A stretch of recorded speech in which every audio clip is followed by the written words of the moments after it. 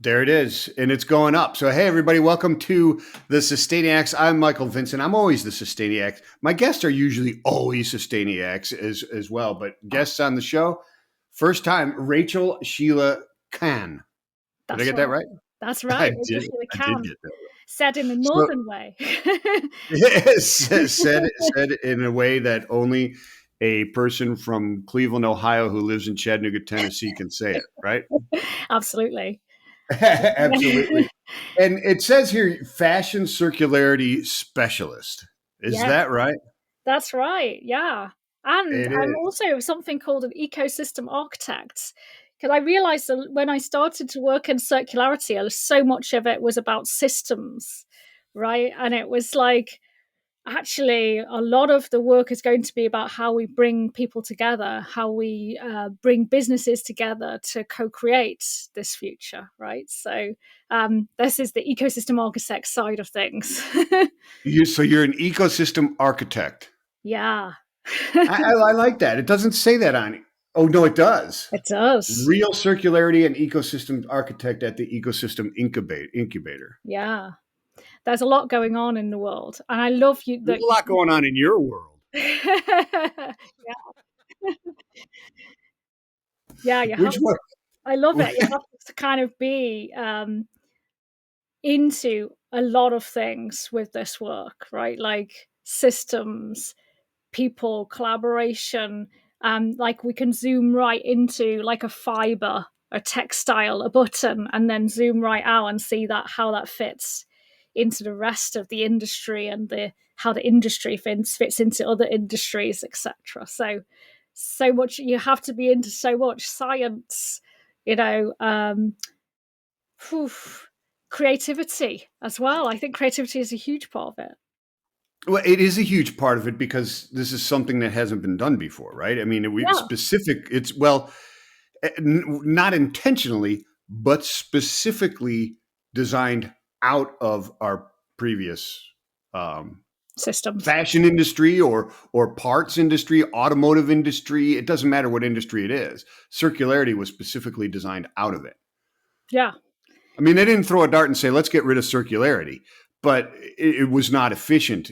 Extract, use, toss was most efficient, right? So it was specifically or Yeah, taken it out. was most economically viable, I think, you know, because Yeah, well, sure. Absolutely. Efficiency at all costs, right? yeah, because it was like the planned obsolescence of items and Yeah. the way that the world works is to create as much stuff as we possibly can, make sure it runs out of its use cycle, and there's no way Mm, to repair it or do anything with it. So yeah. the economy relies on this planned obsolescence, this continual creation of stuff for creation of stuff's sake, and therefore that's the mess that we're in. So Yeah, it can be, yeah, exactly. And there's no better time of the year right now than to reflect on these things, right? Because, it is always that division of um, commercialized Christmas, right? Or commercialized holiday season versus, you know, what has been kind of the anti-fun sentiment of, that's not why we celebrate. Right. It's yeah, like if you say that, then you're like the Scrooge or something like that, when in reality it's the exact not opposite, at right? all, not at all. I think there's different joys to be shared at Christmas. Like I make my boys, I've got two young boys, well, Uh-huh. 9 and 12, right? I Oh, make them fantastic. Same age as my girls. fabulous. I make them experience boxes. So instead of having stuff, right, which they just essentially place away and forget exists, I give Yeah. them experiences. So movie nights, like a box about movie nights with popcorn and things like that, and a box that's like go and have an owl experience and things like that. So they can experience that over the year rather than, a real flash in the pan bit of toy that doesn't last past about 10 minutes. So No, it really doesn't. It's like a week later, I don't have any toys to play with. right, And you're like, Right. they've forgotten they exist at all and are back onto the PlayStation 5 or whatever. So, you know. Yeah, no, and that's exactly right. But I mean, and here's the thing, though. I was no different as a kid, right? I mean, Right. you can't blame them. We can only try and guide them a better way than maybe we were, or try and teach them the lessons that we ignored. Maybe a better way to say it, right?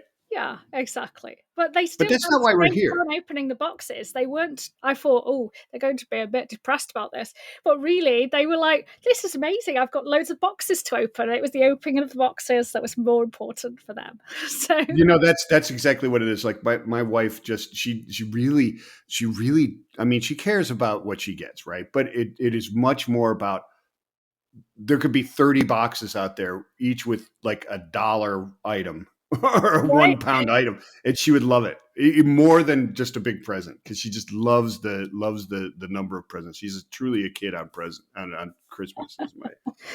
But that's not why we're here. We're here to talk about circular Earth, right? And talk about you and get some information from you. You're the co-founder of what is called Real Circularity, right?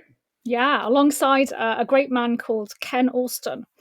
And Ken worked on the original, before circularity, the original circularity was cradle to cradle. And previous to that, there were other papers written on it. And he worked with them over about 30 years ago, and helped them implement a lot of the first iterations of what is now known as circularity. He is an absolute legend. I've learned loads by working with him, and we co-wrote a book. We've created an academy to help professionals to start implementing this in their work, because the reason it's called Real is that we wanted a place where people could come and actually action it, rather than just talking about abstract ideas and drawings and things like that, diagrams. An infographic is great. I love a good infographic, don't you? But actually, Yeah. the people that work with us actually want to start placing it into their work. And I, for one, started this work at the beginning because I was kind of like sick of hearing everyone sort of talking about how bad everything was. So I'm like, well, we actually want to do something about this, right? So Right. yeah, Right. so we Yeah. started Physically do that. so. So it's is it a lab? It's kind of a lab, I suppose. It's education, mainly, and also we do with our circular earth work, consultancies with businesses to help them to start iterating it. And that could be still coming in and doing education pieces for their staff, but it could be hands-on creating products, and systems of business, because we essentially have to create both, right? Because reducing overproduction and creating a business out of something, that is less amount of stuff, is going to need the business system itself to change. Well, you know what? 100%. I 100% agree. And I often argue that circularity actually is efficient business systems, Yeah. right? It's not, I would go a step further than you don't just need it. It is. I mean, at its core, that's what it is, no matter what you're looking at, right? I mean, because efficient business takes out inefficiencies, which are waste, overproduction, et cetera, right? Yeah, exactly. But we have to like look at they say in economic ways, right? Because we've been creating this exponential growth of stuff, and for some businesses, they're creating something that would be used and reused for a longer period of time. So we need to think of how they're going to create more value systems on that one product or that one idea or that one brand. So there could be other revenue streams and things like that. It really depends whether you're creating, I don't know, footwear, or you're creating something that's more frequently used, like socks, for instance, that kind of thing. It's got to be different in each scenario. But yeah, that's what we love. Like we love like the Yeah. complexities of the different systems, zooming into the very small detail, zooming out to the larger detail, and being able to sort of architect that together. So is this so real circularity? Is it something that businesses come to you and say, "Look, we're bringing in these sustainability initiatives, etc., and we need your help, kind of like defining that or finding the opportunities, or how does that initial engagement work?" Depends where they're coming from, what size of business they are. A lot of them first come to us and say, what do I do with my waste? Right. So their first Oh, comment okay, all right, is, yeah. Now what do I do with my that's a waste? good opener. It's a good Yeah. opener, right? Like, and sometimes we look at what they can do with their waste right now, but more often than not, I'm then taking them back to, well, how can you design waste out of your system altogether, right? That's another a step in the next conversation. But even if it's a conversation at first to figure out what to do with their waste creatively, okay, I'm game for that, right? We're game to create a relationship with that. In the way to then move into this next space, right? So yeah, sometimes it's like that. Sometimes it's much more focused on okay, how can I make a more compelling business? Mm. Especially for some of the smaller businesses that want to be more interesting. And circularity and systems can kind of set them apart, probably from the mainstream work as well, Oh, right? yeah, yeah, kind of from a marketing aspect or a stickiness to their Yeah, market. no, Yeah, just yeah. something much more interesting because I think people are very bored of seeing beige department stores now. So, I agree. I agree. actually, there's much more interesting businesses that can be created that are not just about the product but about what that product means to people. So some of it is about branding, positioning, creating new innovative ideas that are complementary to that business and brand as well, and that it's not just about flogging a bunch of jogging pants or something. It's actually, how can we embellish and make that brand much more interesting and compelling at the same time as bringing in circularity. So right now, I mean, in the day and age that we live in the current, defined generations, whether you buy into that wholeheartedly or not, I mean, they bleed over, etc. But is that interesting thing? I mean, it changes throughout the years, right? As a society as a whole. Yeah, yeah. I mean, Making a company interesting 20 years ago isn't the same as making one interesting today, definitely. right? It's definitely dynamic. And I'd say, our thoughts move with the times, move with what's happening. We have with our work something called the trend radar, which Ken actually brought into the work back in the day, but we've updated it and are following the most interesting trends that are coming up, and also the things that might sort of start biting businesses on the arse, like EPR and legislations that are coming up into the forefront, so that your business can be ready for anything that's coming your way. And that might be the things like the legislation piece, where you might get fined for being a linear company, especially in the EU at the moment. But it could be, AI is coming into place. In our summit on the 21st of December, we have someone who's been working in the VR space, right? Do you even need some of these fashion items in the real world? Could it actually be virtual? And she wears these virtual earrings, like on the virtual calls and things like that. But she said that those earrings are like the most valuable piece item that she has in her wardrobe. She sees it as being a part of her actual wardrobe. Even though Oh, wow. they're not there in reality, like she can't go down to the shops and wear them.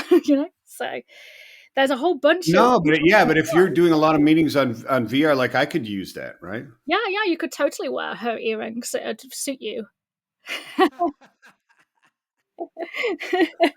I love it. I love it. But yeah, But we've even got in that space though, I mean, they could be the only earrings in existence, They right? I mean, are, then well, yeah, because you attach it to the blockchain or to a NFT or something like that, and you've got something completely unique that's completely your digital asset. yeah, and Like people a could lot of say, Gen "Where'd Z you get are those very earrings?" into Well, this.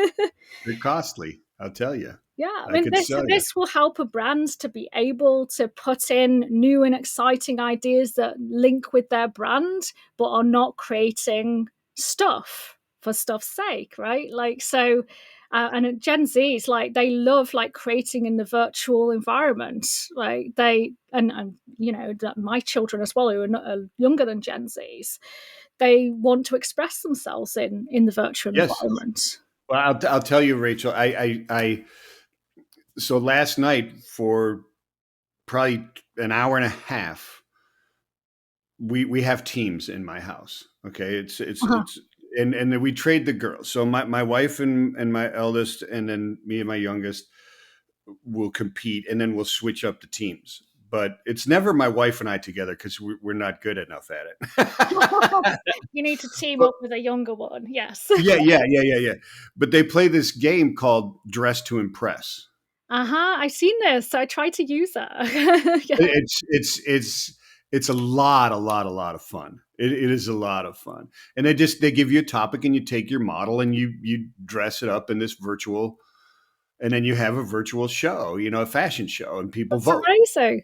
It's fantastic, and so the one topic was dystopia, and last night, and you know, my wife and two girls weren't sure what dystopia meant, so I didn't tell them. Oh, interesting. But I took my avatar and I didn't put a face on it. The skin color was just gray. I gave her darker gray hair and gray overalls and gray and like muted red boots. Uh-huh. And they're like, that is terrible. And I won. Yeah, because you know what I said, dystopia meant. that's dystopia. Yeah, but I mean that's what we're talking about. I mean, this virtual things you can make your own stuff, and they're already doing this stuff, and like you say, the value because they'll come and say, "Oh, can I get some Robux, right? Or can I get Yeah, some this to buy these certain things in these virtual reality games?" And they're like real toys to them, you know? exactly. It's a part of their life. It's a part of their lives. It's like connected together. Like that I can kind of understand, but I'm not immersed in it like they are, right? Right, You right. know, so I think anyone wanting to, work with the young up and coming generations, brands have to be in this space. Gucci have done it for years. Like they've got a whole team like dedicated to virtual space. So we encourage businesses to look at this. Yeah, I mean, there's an issue with the servers right now because the servers, obviously, not all of them are green. They're using a lot of carbon emissions, etc., for powering them. But I think over time, once renewable energy kicks up, we will see that will become a way of expressing yourself in the fashion world without having to have physical things. Yeah. That's a space that a lot of people don't understand just how difficult or what the changes are going to be needed to power all of AI, et cetera, Yeah, and these different, just how big these data centers are and just how much energy they consume, right? yeah. But there's ways to go around it. Like I was talking to a gentleman who was doing uh, this this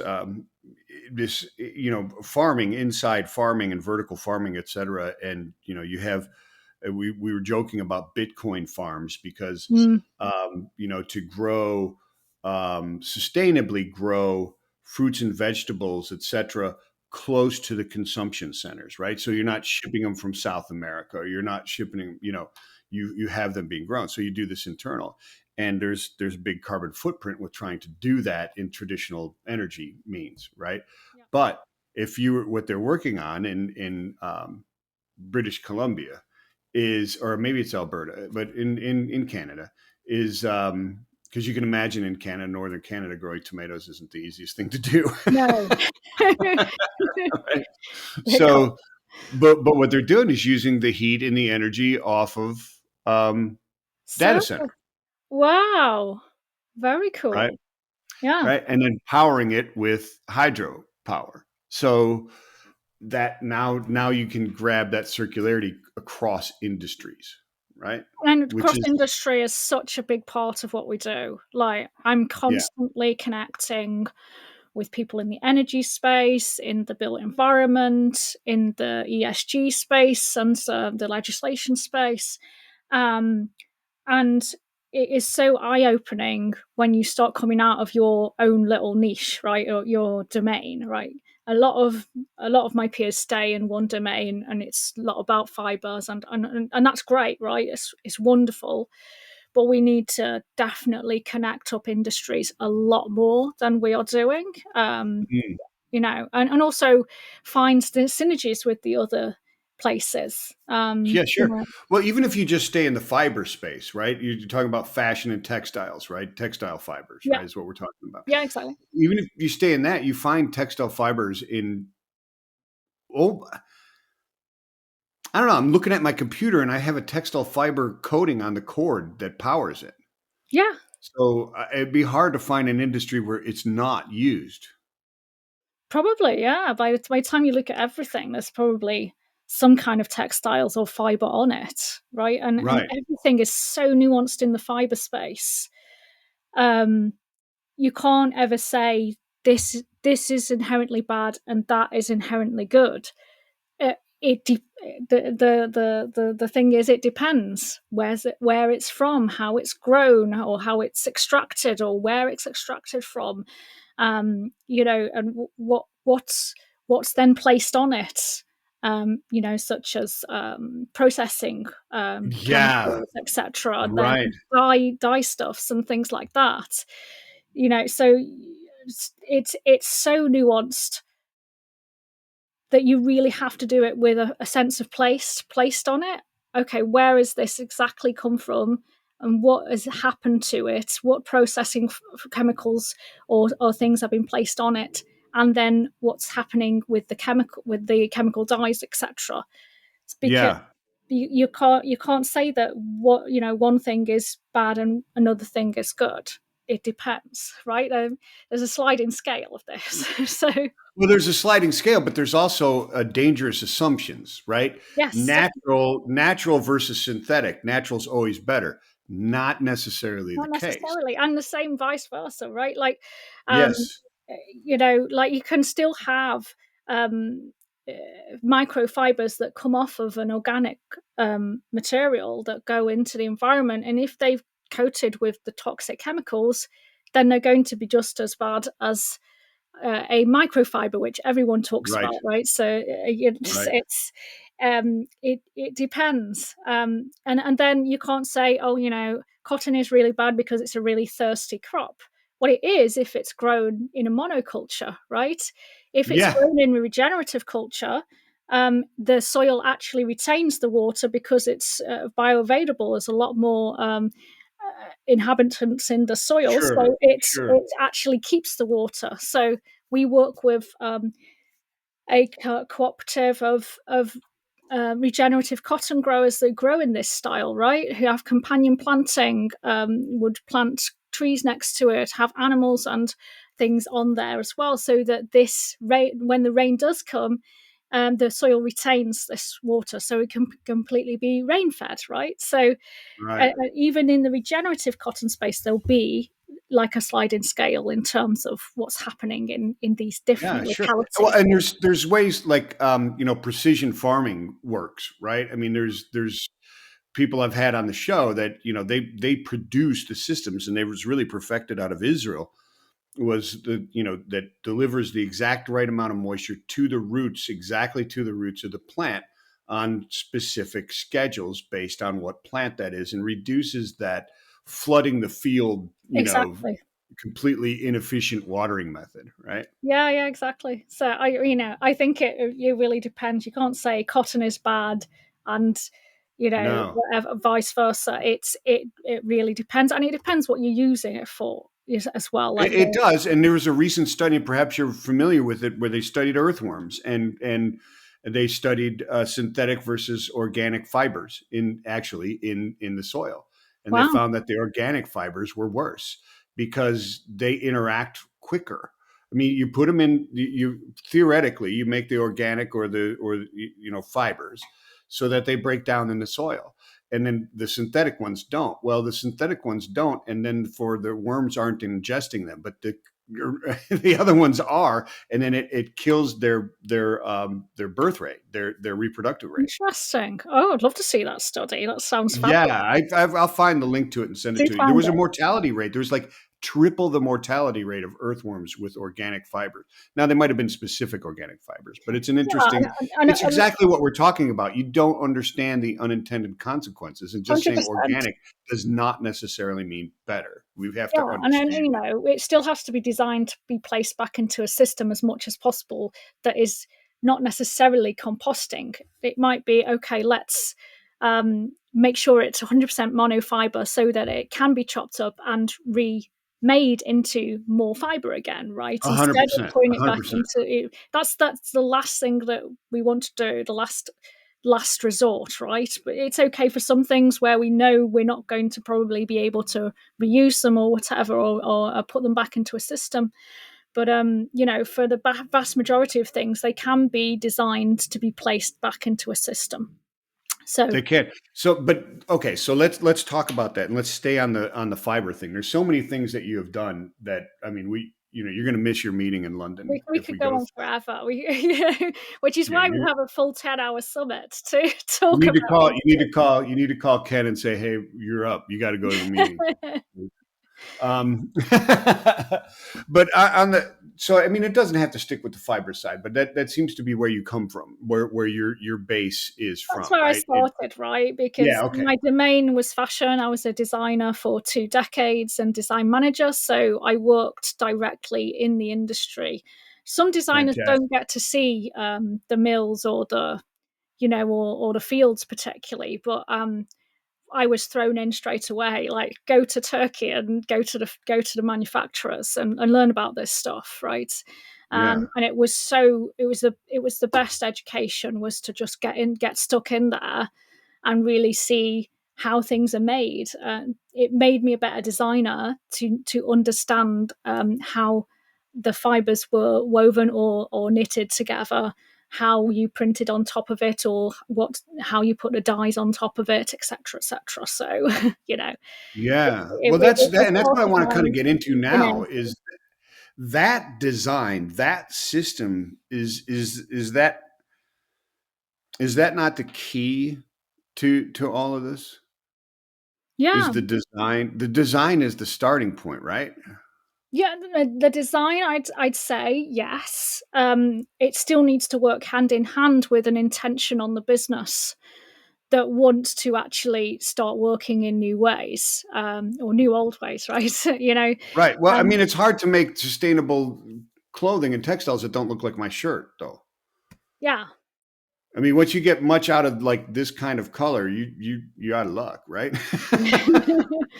As far as using it again, and I mean that's what I get. You know, the fast fashion industry and the shinier new. How do we get around that type of stuff in textile? Because textile is actually, you're in, if you're in textile recycling and circularity, that's arguably more difficult than, the myriad of different types of polymers we're Oh trying to god, yeah. recycle in the plastic industry, right? Because the fibers can be put together in a multitude of ways, in an infinite amount of ways, in a way, Right. right? So we're trying to keep away from the fibers being mixed from the technical and the natural cycle together, because it's very hard once you've created what Ken would call a monstrous hybrid.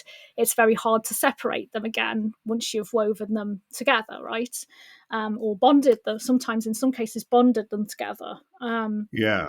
There are ways now with chemicals and processes to be able to take it into different types of fibers. Yeah, but again, there's issues with, okay, well, when you've got that fiber from that post-consumer outlet, what's happening with the toxins that might be present in these items, etc., going forward.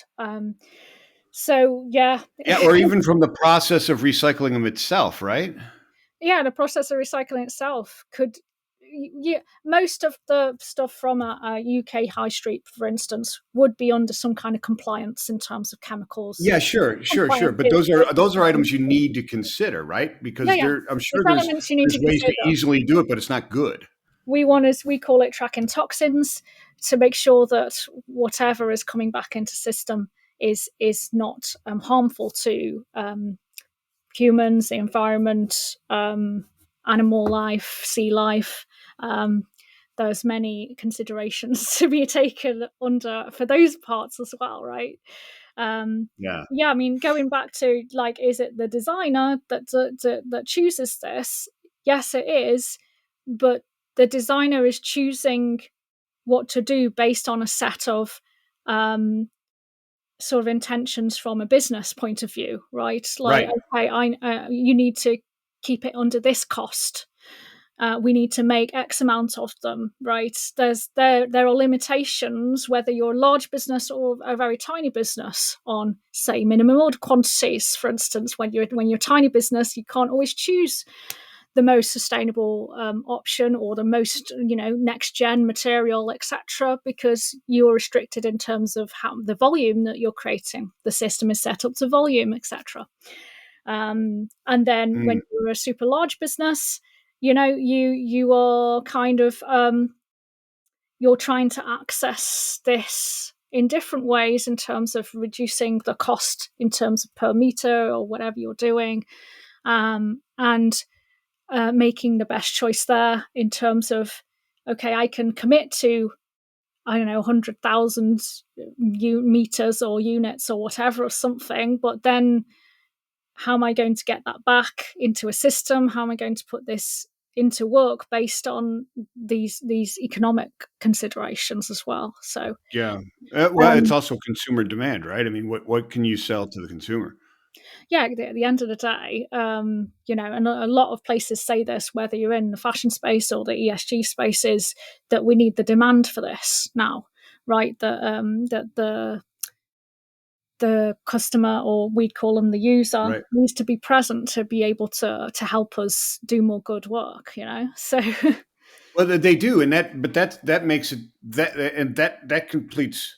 Well, I don't know if it completes the circle, but there's the circle is there, and by definition, it's really hard to start, right? Unless you're at the top of a hill and you can physically roll it down, it's really difficult to start on that circle. Um, so it seems like that's where we're at right now. We're developing a whole lot of technologies, right? I mean, it's in and really across different types of materials for not just textiles, but a lot of nascent technologies and promising technologies, right?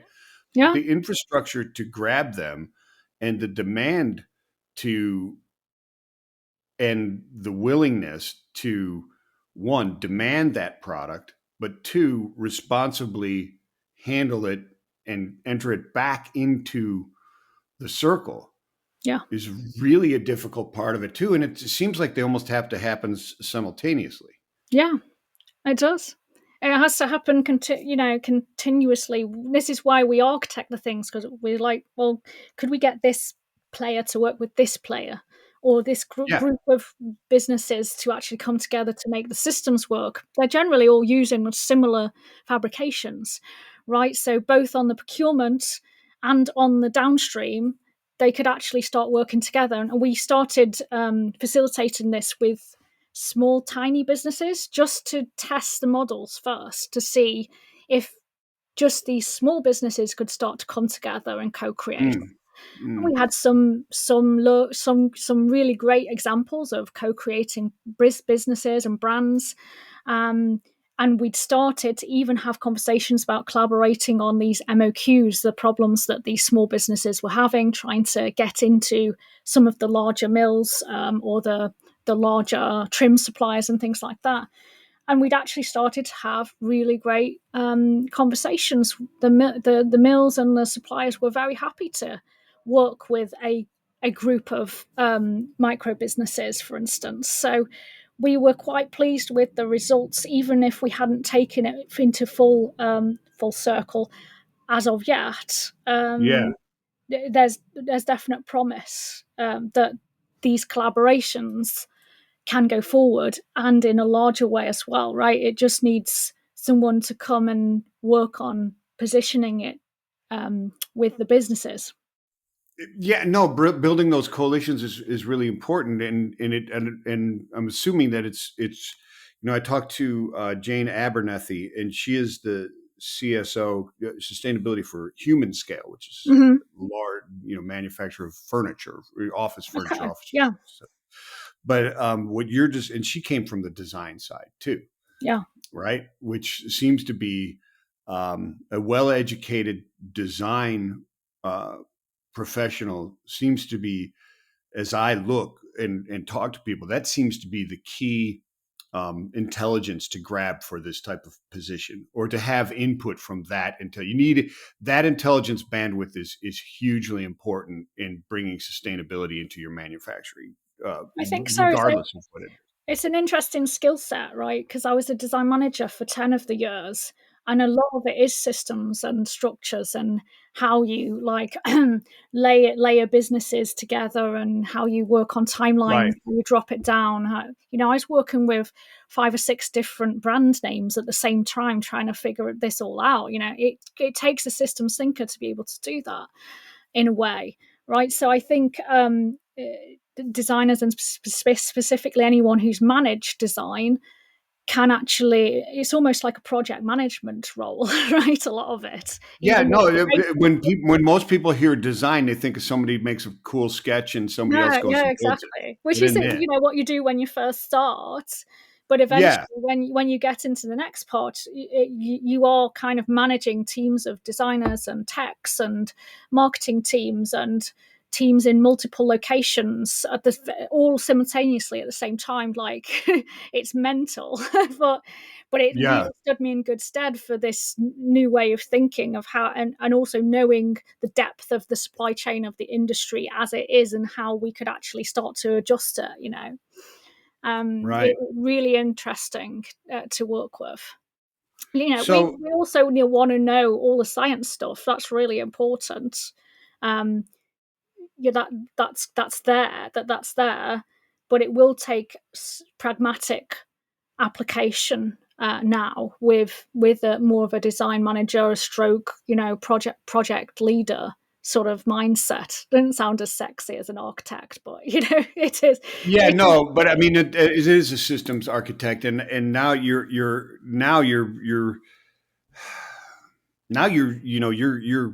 cross industry team building to add to your skill set in this day and age to create this circularity, because you can't go to a textile uh like you said when you were in Turkey, you can't go back to those vendors and just say, hey, just this one business wants this type of material now, so you need to change for just this one. Yeah, That exactly. doesn't It doesn't work. it doesn't work in silos, this work, right? And Right. very much a lot of businesses still even operate inside of their business in silos as well, right? Like Sure. let alone like how you actually architect with your suppliers and other what would be seen as competitors back in the day, right? And now we Yeah. need an element of what Ken likes to call co-opetition. Like we're competitors, but we're cooperating at the same time because we know that Yeah. that will lead to a lot more win-win-wins, right?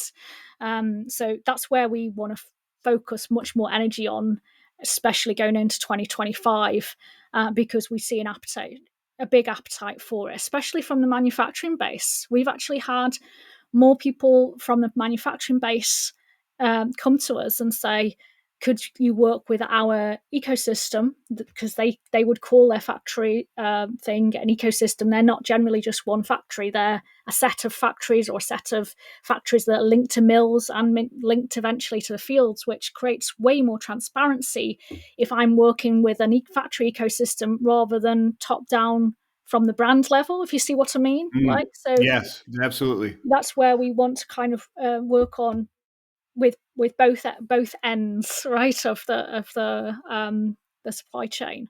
And I really don't think that the supply should be called supply anymore, right? They're essentially partners in building these new systems, right? Yeah. Yeah. In fair trade, one of our ecosystem members, she's been in fair trade for 15 years. She's only ever been in fair trade, and she said to me, "This is quite normal in the fair trade industry. that you would see any kind of artisan that you're working with, or mill base or whatever, as a partner, rather than, oh, that's just my supplier. Yeah. Ah, yeah. That makes perfect sense. I mean, and that's what you're saying. You're working at both ends. You're bending them into a circle. Is what you're doing. That's it. I mean, it all makes complete Coaxing, I sense. say coaxing into a circle. you know Coaxing, yes, it, coaxing it into. takes a lot of relatability. It takes a lot of networking and knowing people and partnerships and connections. This stuff takes a long time, I think.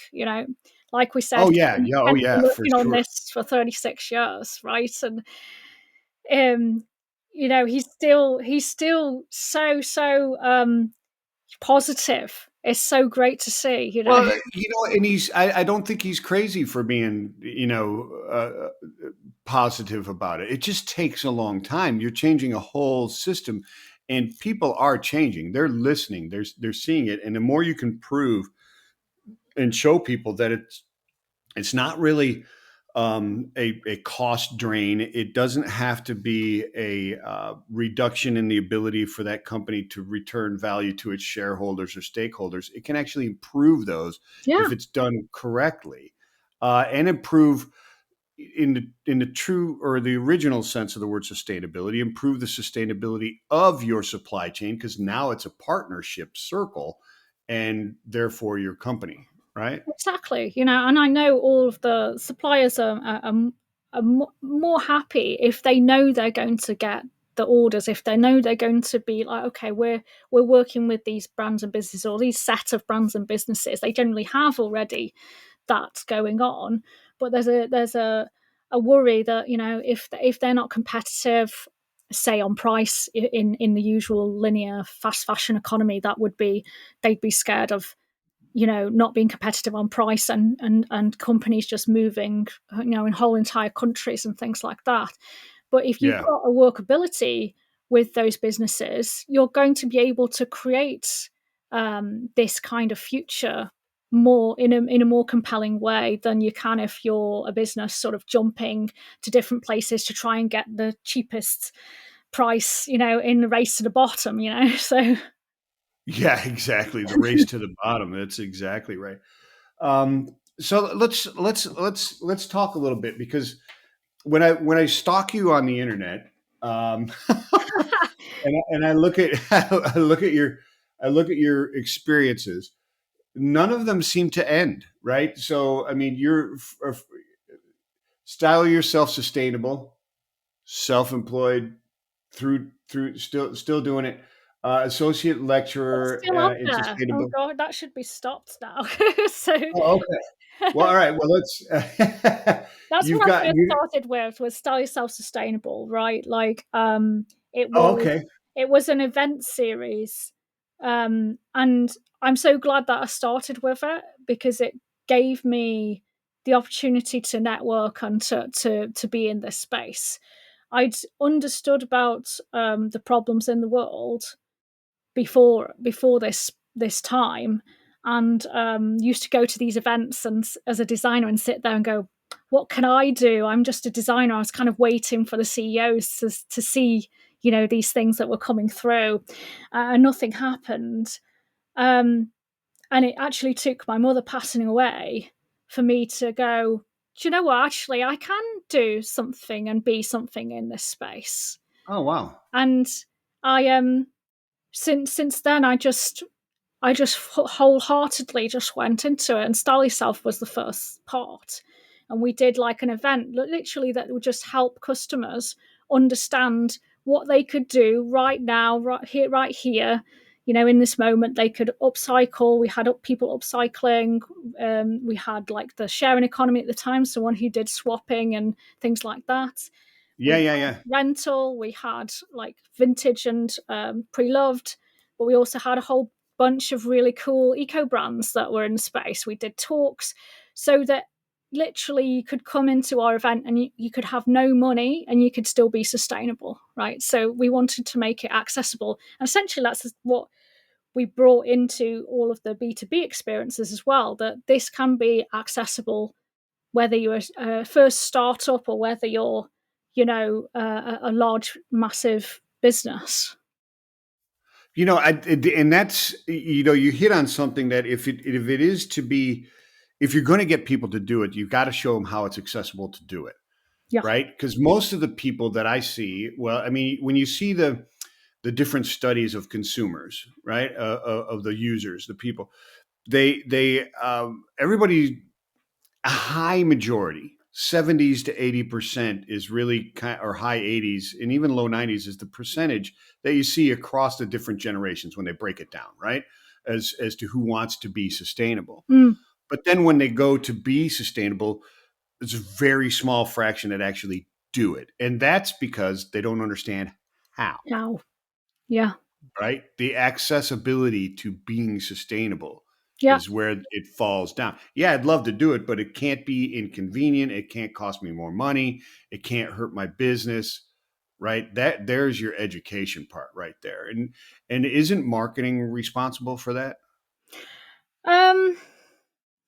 Well, Okay, look, responsibility might be a wrong thing, but aren't they the right tool to help change that? potentially, yeah. I mean, there's obviously a lot to do in the business modeling to make sure that you have the right product, the right price, the right the right way of putting it back into system.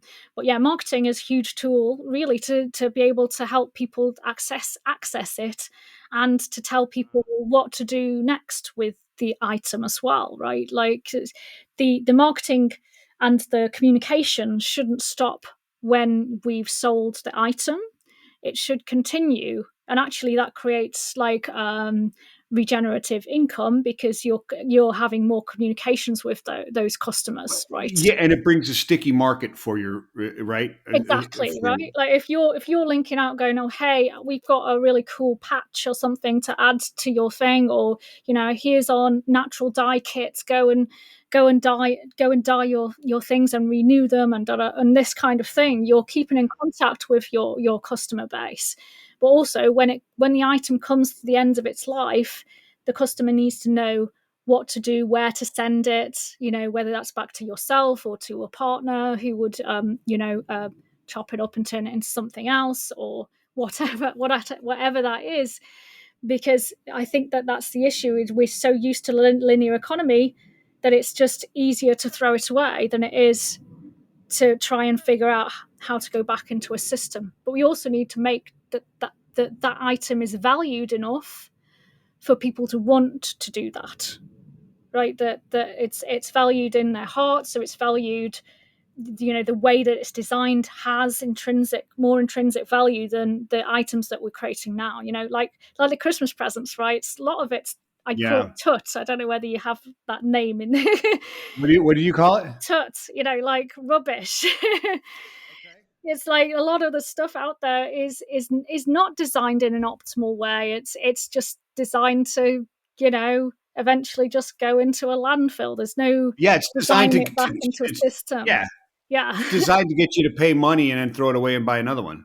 Exactly, and there's no value in it, Yeah. right? No, there Because isn't. it's not been Yeah. designed into it in the first place, right? So when Well, we're that's fast designing a fashion as business, well, right? I mean, that's what they mean by saying fast fashion as well, right? I mean, it's yeah, cool fast for right fashion, now, but exactly the same.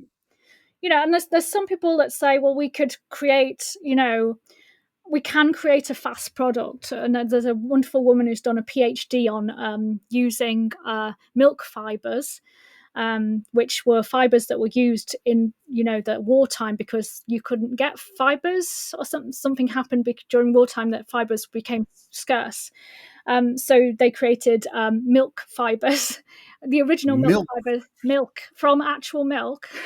Wow, I've never Yeah. heard of milk fibers. That's Well, apparently interesting. the original milk fibers used formaldehyde, which probably is not a good idea. Yeah, that's a bad idea. But Gotcha. she actually created a fiber without formaldehyde, fully from this milk, and turned it into a fiber, right?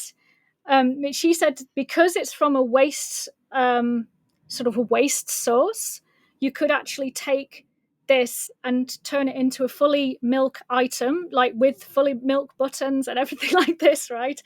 And that essentially would be able to go back into a system straight away. It would be, fully regenerative. What? Yeah, there's so much so because of the way it's procured and created. She's only done this at lab stage, but it could be a fast fashion item. Like something Because it's not you going to get last very once long, right? and it goes away and it's fine. So But that's what you need. That's the out of the box that you need, right? yeah, so if Thinking. there is people that still want to have that flamboyance, and I'd say, that having fast fashion is quite a flamboyant thing to do. Sure it Um, is. so if you wanted that, then you could access it as well, right? She always says this is quite, it's quite interesting when people start talking about it with her. So That is very I'll interesting. send That you is her very, PhD papers. It's so interesting, really I'd fascinating love to woman. talk to her about it. I'd Yeah, love an yeah, introduction if that's possible. yeah. That'd be fantastic. Talking about milk fibers and milk fat. Is that homogenized or is it I have no idea. pasteurized? I don't, then I'm like, I'm a vegan. What would I wear Yeah, right. like that? Now, what do you do if you're a vegan? Right. That's exactly it. Holy man. Yeah, That's well, you're not really. You're just borrowing it, right? So yeah. you're just borrowing the milk, so that should satisfy me, right? You can I'm borrow just it, can't borrowing you? it, and it already exists. I don't know. It's true. That I don't bit know. is Yeah, strange. So we're not going to get into the philosophy of that. no, That's no, because we could go on forever about it, like veganism in fashion and veganism as a whole, and that's a whole of a podcast. So oh yeah, no, it certainly is. It absolutely is. It absolutely is. Yeah, that's crazy. But so let's talk about uh, um, the ecosystem incubator. Who you guys work with? Who needs to be talking with you guys? Who are the teams that come in and say, hey, this is what we need? right, so we have different levels. The incubator is for the micro businesses. So generally, that is a one-person business, or maybe 2 or 3 person business. They're brands, they're designers, they're techs, they're people who are growing fields of hemp in the UK. Yeah, yeah, yeah, yeah, yeah. They work dynamically together on how they come together and co-create. So that's our micro business space. And then our larger businesses is more of our circular earth consultancy. And that can stem from sort of a small to medium sized business wanting to work on their business models or their newness, their sort of market differentiation.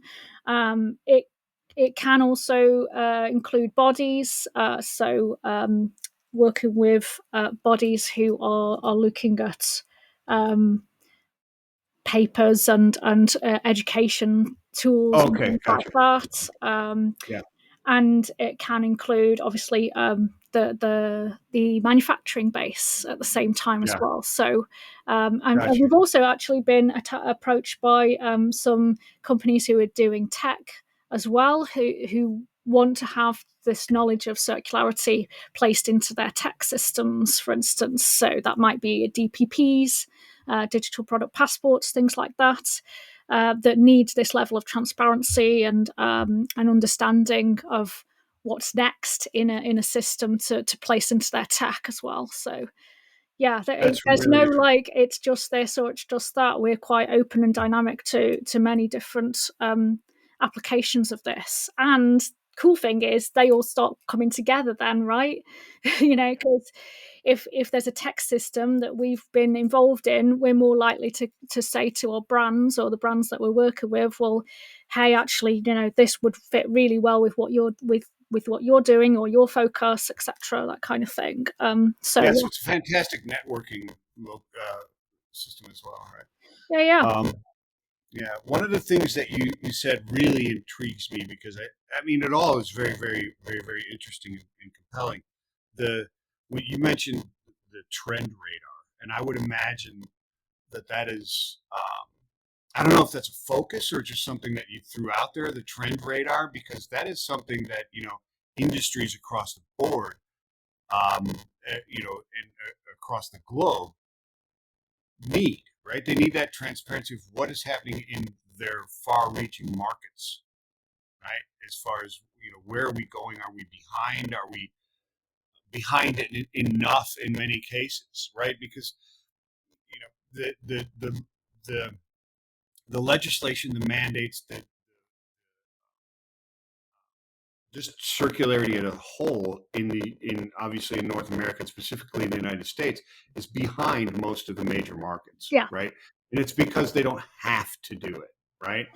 there's that piece. And Yeah, I mean, that's part of it, but they are more and more have to if they're going to survive an international market, right? 100%.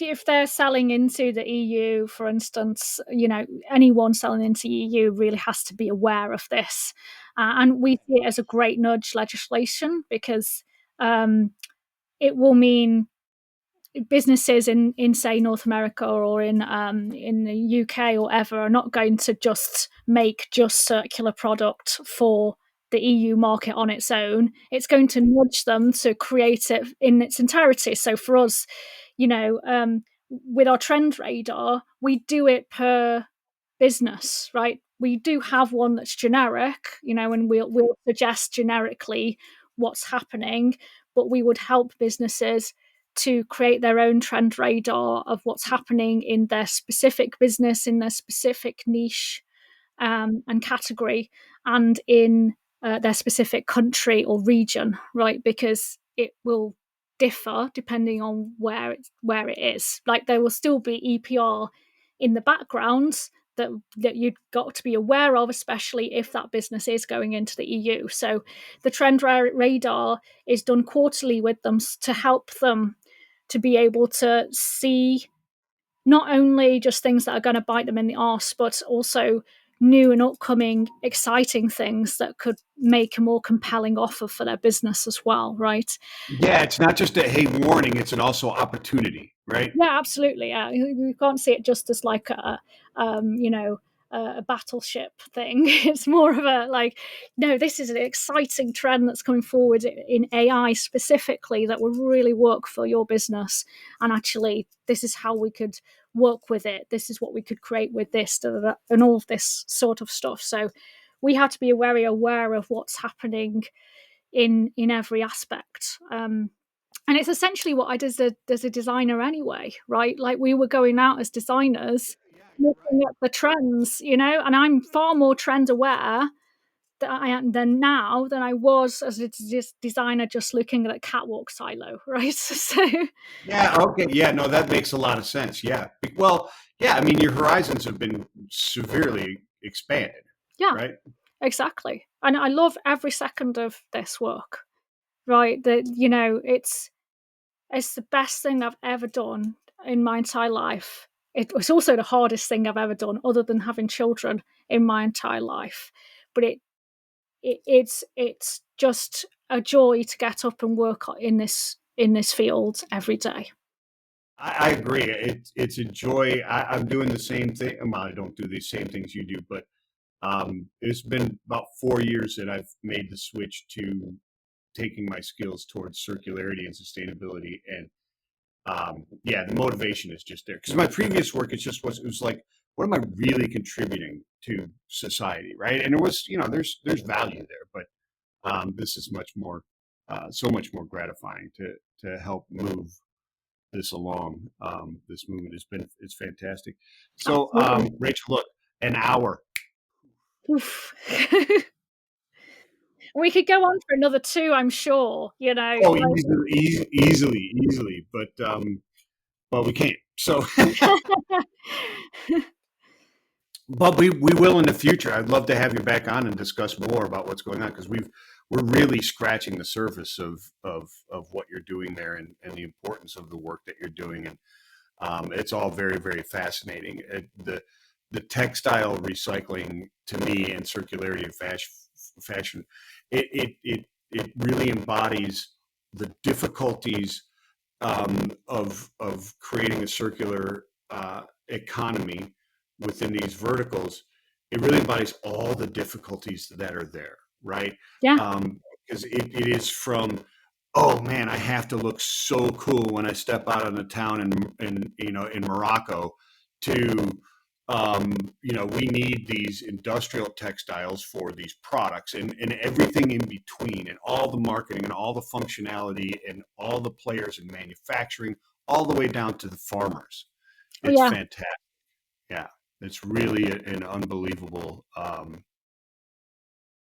vertical that you're in that encompasses all this other stuff. It's fantastic. Who needs to be reaching out to you, Rachel, and where do they do that? Well, large fashion brands, medium fashion brands, small fashion brands, and yeah, anyone in between as well, right? Also professionals in the industry. If there are professionals that are interested, which we do get through our academy, who want to start to apply this, like I started thinking, how do I do that when I'm a designer? Yeah, find us at best one probably is rscan.com. That's my positioning website. And most all of the businesses are attached to that. So yeah, it's probably the best one to start with. So it's rskan.com. That's correct. Got it. I want to make sure that everybody understands how to spell Can. pen. There's no H, so it's pen, right? Gotcha. Yeah, beautiful, excellent stuff, Rachel. I really appreciate you coming in and or coming on this show, and I really hope you have a wonderful meeting today. I hope it's Thank very you. very productive, and I hope it solves all the world's problems far beyond just textile. I hope is immediately after the meeting, all wars stop, hunger is solved, everything. Absolutely. That is our JV meeting. That's going to end everything. It's going to sort everything. Everything. I love it. I absolutely love it. I love the work that you're doing, Rachel. Thank you so much for coming on. Oh, thank you for having me. You've got it. And everybody else, thank you for downloading and watching the Sustainiacs. I'm Michael Vincent. She's Rachel Sheila Khan. And hey, peace and love.